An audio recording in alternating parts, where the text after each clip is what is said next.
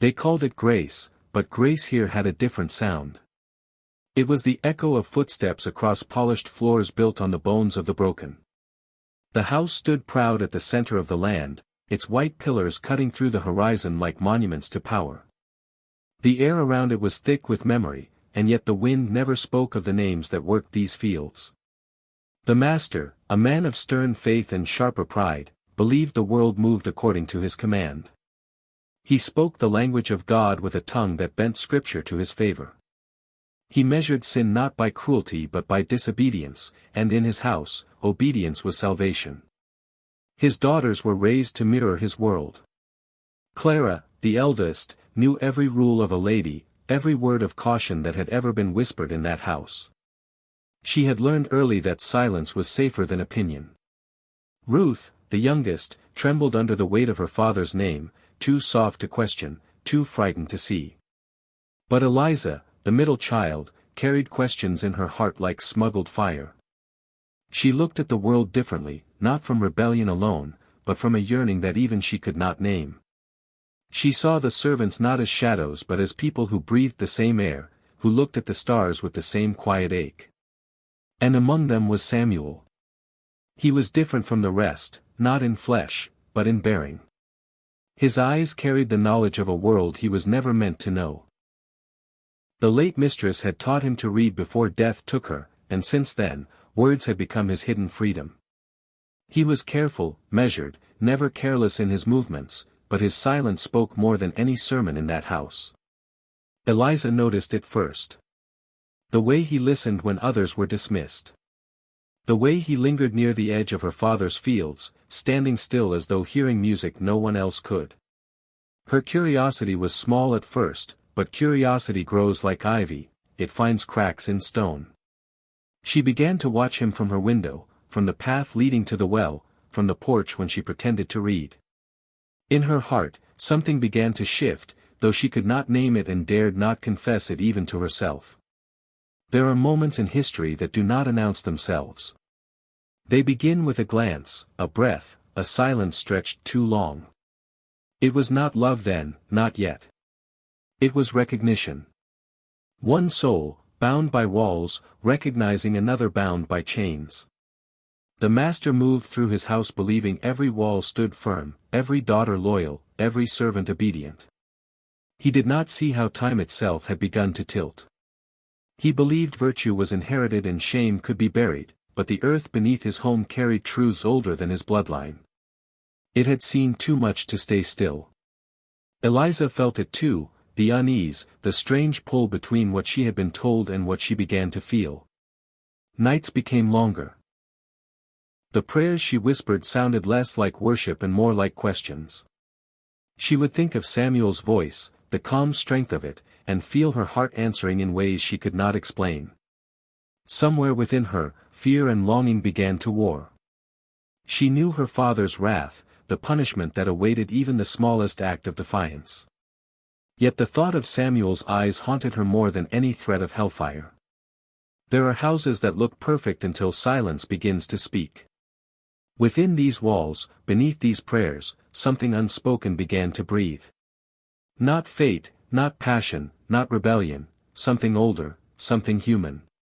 The kind of truth that destroys what men build to keep control. The master would soon learn that no prayer, no rule, no scripture can keep blood from remembering what it touches. It began with the quiet hours, the ones that belonged to no one. When the lamps burned low and the world outside the windows turned to shadow, Eliza found her courage. She would move through the halls with her shoes in her hands, each step measured, each breath drawn slow so the floors would not betray her. The house slept then, the master in his prideful dreams, Clara lost in pious duty, Ruth whispering her frightened prayers, and Eliza, restless, followed the pull that she could no longer resist. She told herself she went to teach him letters. That it was mercy, not madness. She carried a worn book, its edges soft from use, as if knowledge could disguise what her heart already knew. The air outside was colder than she expected. The path to the quarters wound through the trees, where even the night seemed to hold its breath. She could see the faint glow from the cabin, a single flicker of firelight against the dark. He was there, as if waiting, though she had never spoken the hour aloud. Samuel rose when she entered. He said her name like a secret. There were no words at first, only the weight of everything they were not supposed to be. She placed the book on the table between them, a fragile wall built from pretense. She began to read, her voice trembling, and he listened as though each syllable was a gift. The lessons grew longer with every visit. They spoke of things that had nothing to do with reading. She asked about his mother, his memories, the scent of freedom he imagined but had never known. He asked her why she stayed, why she never left this place that chained everyone in silence. Her answers were quiet and unsure. Over time, her voice softened when she said his name, and he stopped looking away when her eyes found his. The world outside that room disappeared, and in its place grew something that neither prayer nor reason could contain. Ruth saw the change first. Sisters always do. She noticed the glow in Eliza's face, the way her hands trembled when the master spoke of obedience. One morning she cornered her by the window, her voice small but urgent. She said the words that every woman in that house knew by heart: "Father would kill him, and you." Eliza said nothing. There are truths that silence confirms more than speech ever could. The warning lingered like a shadow that would not lift. Still, the nights continued. Sometimes they spoke until dawn, sometimes they said nothing at all. One night, when the rain pressed against the roof like fingers and the wind carried the faint cry of something lost, she reached for his hand. He froze, then took it.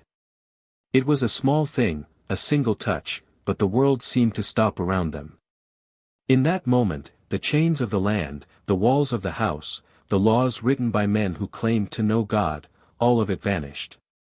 There was only warmth, breath, and the unbearable truth of being alive. What happened after was wordless.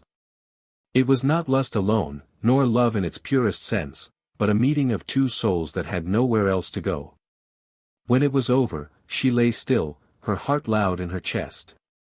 Samuel turned away, ashamed of what could never be named. She touched his shoulder and whispered that she did not regret it. But her voice shook as if part of her already knew the cost. When she returned to the mansion before dawn, her dress clung to her skin, heavy with rain and something she could not wash away. She looked at herself in the mirror and saw a woman both powerful and doomed. In her eyes, guilt and defiance were the same color. She knelt to pray but found no words that could fit what she had done. The next morning, sunlight spilled through her window as if nothing had changed, but everything had.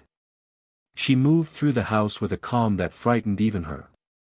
The master greeted her at breakfast, proud of her composure, unaware that beneath the lace and grace, his daughter carried a secret that could undo them all. From that day forward, every prayer she spoke, every hymn she sang, carried a tremor. Her world had cracked, but she could not yet see the pieces falling. What she had begun in secrecy would soon demand a price far greater than her courage could pay. It began with a silence she could not name. Days passed before she understood what it meant, and when she did, fear settled into her bones like winter. The mirror no longer lied. Her body was no longer her own. Beneath her hands, a life stirred that could not be explained, not in this house, not in this world. Each morning, she hid beneath layers of lace, tightening her corset until breathing became a choice. Each night, she whispered to the darkness, asking what kind of love demands ruin as payment. Ruth noticed first. The questions in her eyes were sharp but unspoken. Clara pretended not to see, for pretending was safer than truth. But the walls in that house had ears, and secrets do not stay still.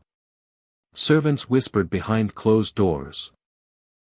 Glances turned heavy when Eliza entered the room. The master's patience grew short, his temper brittle. He sensed disorder the way a hound senses blood. Then came the morning when he summoned her. He did not ask, he accused. His words cut like scripture carved in stone. She denied nothing, only lowered her head, knowing any word she spoke would be a confession. To protect his name, his fortune, his illusion of holiness, he acted swiftly. Within a week, a marriage was arranged to a man whose wealth could polish the family's shame. He was older, cruel in the way men who buy wives often are. Eliza's silence was mistaken for obedience. The wedding date was set, the invitation sent, the lie sealed in lace and ink. And while preparations filled the house, Samuel vanished. The truth of his disappearance was spoken only in fragments. Some said he had defied the overseer. Others said he had been caught with eyes too bold. In truth, the master's rage needed no reason. He had Samuel dragged to the yard, the air thick with rain, the sky low and waiting. The whip fell until the ground turned dark, until even the birds refused to sing. Then, broken and bloodied, Samuel was sold to another estate, far away, beyond any road Eliza would ever travel. That night, she dreamt of him calling her name through chains. The sound never left her. On the day of the wedding, the sky threatened storm. Guests filled the parlor, unaware of the grief breathing beneath the perfume and silk. The master stood tall, his smile tight, his hand resting on his cane as though it anchored the lie he lived by. The church bells began to toll, slow and heavy. Somewhere far beyond the estate, another bell rang, the dull, hollow clang of metal at the auction block. Men were being sold as vows were spoken. Flesh for gold, virtue for pride. Two worlds bound by the same cruelty, mirrored in different sanctuaries. Eliza walked down the aisle as if sleepwalking, her face pale, her heart torn between guilt and defiance. Every step echoed Samuel's name. The minister spoke words of union, of honor, of purity, and she felt her pulse race beneath the veil. The world blurred. The air grew thin. She tried to speak, but no sound came. Her knees gave way. The last thing she heard before darkness took her was the master's cane striking the floor, 3 times, sharp, final. When she awoke, the room was still, the storm had broken, and her wedding gown was stained with the same rain that had fallen on Samuel's blood. Outside, thunder rolled across the fields like judgment came too late. The birth came on a night that refused to end. The air was heavy, the sky low, the world holding its breath. The house that once echoed with prayer now filled with the sound of pain. Eliza clung to the sheets, her body torn between life and death, between the sin her father named and the love she could not deny. The midwives worked in silence, their eyes darting toward one another with the quiet dread of women who understood too much. When the child's cry finally broke through the room, it carried a truth that no one dared speak. The small body in their hands was not pale like the family line. The skin told a story that could not be hidden. One of the women crossed herself, whispering words that trembled. Another turned away. Eliza reached for her child, her tears falling before her voice could. She held him close, her heart breaking with a love that frightened her. The room filled with whispers before dawn. By morning, the whispers became voices, and by noon, the voices became news. The husband, summoned by shame, entered only once. He looked at the child, then at her, and said nothing. His silence was worse than hatred. He left the house and never returned, taking his name with him, leaving behind only scandal. The story spread like wildfire through the county, spoken first in shock, then in judgment, and finally in disgust. Each retelling made her smaller, more monstrous, until her name itself became a warning. The master faced his daughter that evening. He stood at the foot of her bed, his eyes colder than the steel of his cane. His voice was low, not in mercy but in restraint. He told her she had defiled everything he had built, everything his blood had claimed. She met his gaze, broken yet unbending. Her voice was thin but clear. She said it was not lust, it was love. That the man she had chosen was more human than her father had ever been. The word struck harder than any blow. His face twisted, not in sorrow but in fury. He called her curse, blasphemy, disgrace. He spoke of bloodlines as if they were divine, of order as if it were holy. Then he gave the order. The child, he said, would be taken away before morning. The midwives hesitated, but no one refused the master's will. Eliza watched them leave the room, their shadows long across the floor, and in that moment, something within her hardened. When the night returned, she rose. Her body was weak, the pain still raw, but her resolve was stronger than her fear. She wrapped the baby in a blanket, the same one that had once covered her cradle. Outside, the wind cried through the trees, and the world seemed to mourn with her. She moved through the halls like a ghost, her bare feet silent against the boards. At the door, she paused, glancing back once, not at the house, but at the memory of what she had been before. Then she stepped into the darkness, her child pressed close, the storm closing around her like a shroud.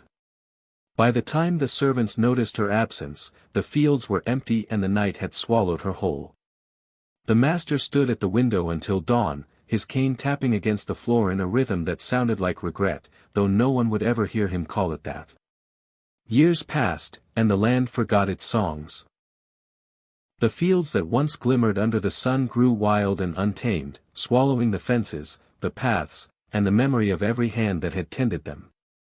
The mansion stood hollow, its windows dark, its walls stripped of laughter. Rain had carved scars into its foundations, and ivy climbed the columns as though trying to reclaim what pride had once possessed. They said the master died alone, staring at the same window from which he had watched his daughter vanish. Some swore he called her name in the end, though no one believed he meant it in love. Time consumed the house, but it did not silence the whispers. Travelers spoke of a woman seen at the edge of the fields when the moon was full, her dress white, her hair unbound, her figure drifting between the shadows of the trees. They said she carried something in her arms, that she wept without sound, that the earth itself trembled where she passed.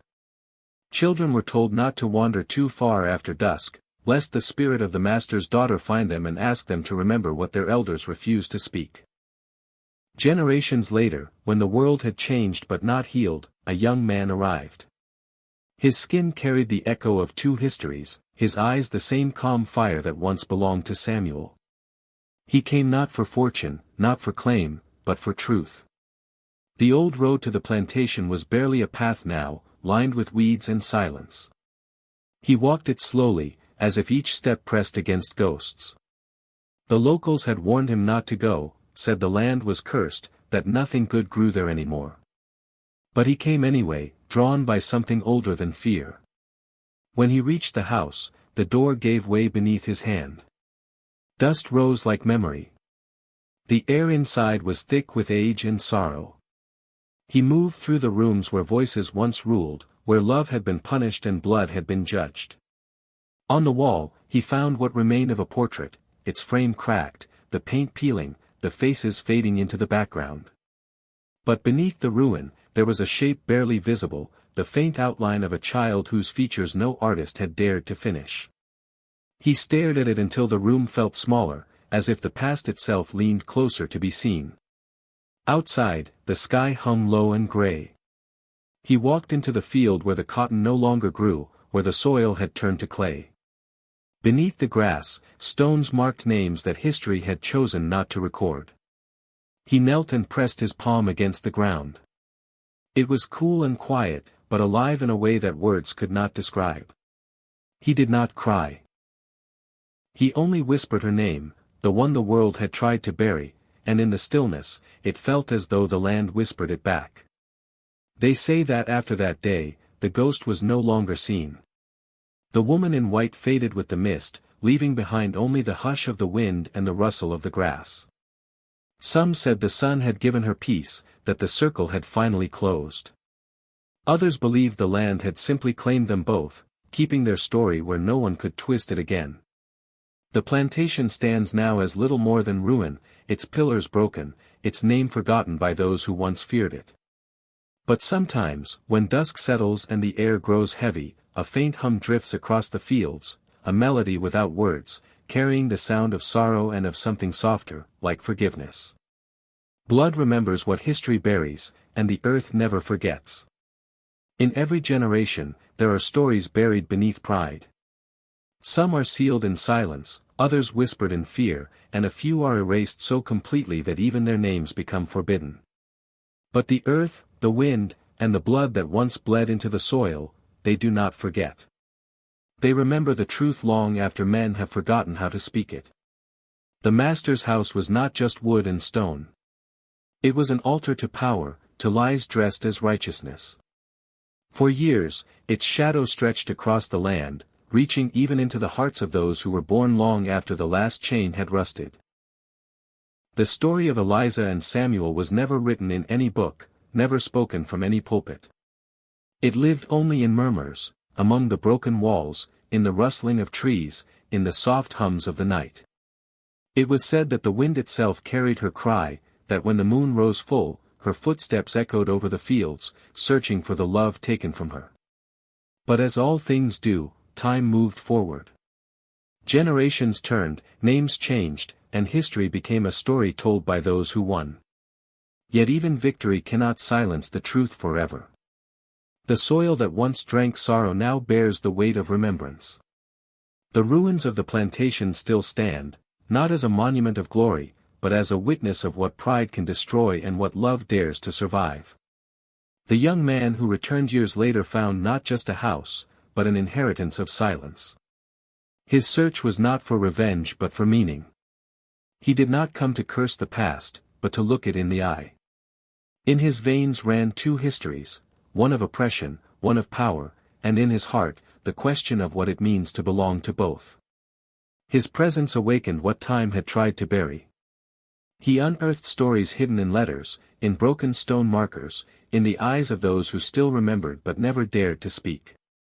Through him, the land began to breathe again. Through him, the forgotten found a voice. He learned that love, though punished, leaves a mark that generations cannot erase. That shame, no matter how deeply buried, seeps back through the cracks of time. Eliza's ghost no longer walks the fields, but her story remains in the silence between heartbeats, in the memory of every soul who has ever been told they were not enough, not worthy, not allowed.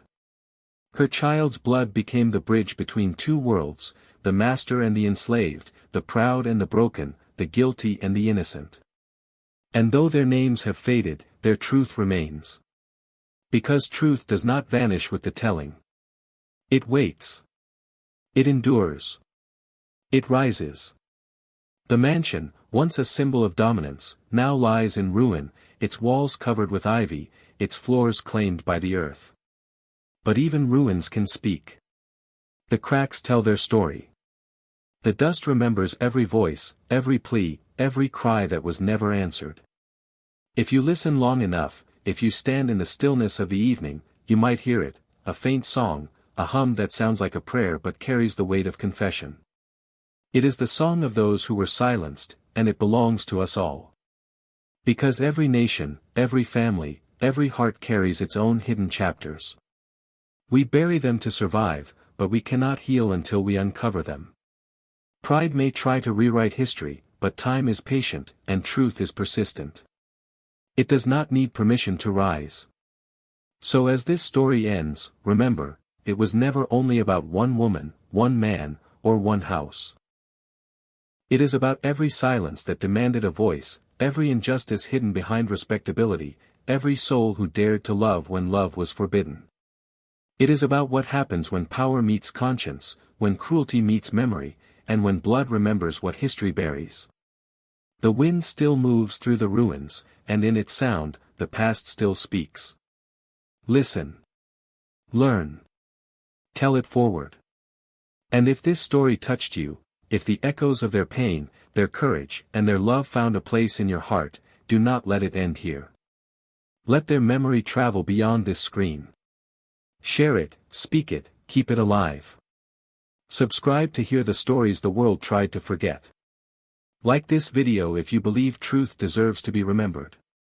Comment your thoughts, your feelings, your reflections, because your voice, too, becomes part of the remembering. And share this story, so that others may listen, may feel, may remember. For stories like this one do not die, they only wait for someone brave enough to tell them again. And perhaps, in the telling, the land may finally rest.